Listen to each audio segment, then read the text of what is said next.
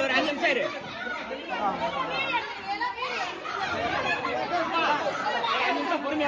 எவ்வளவு சார் வாங்குனீங்க? கல்யாணத்துல வந்து நடக்குது சார். என்ன சார் பண்றீங்க? சந்தையை போட்டுட்டு சட்டம் போட்டுருக்காங்க.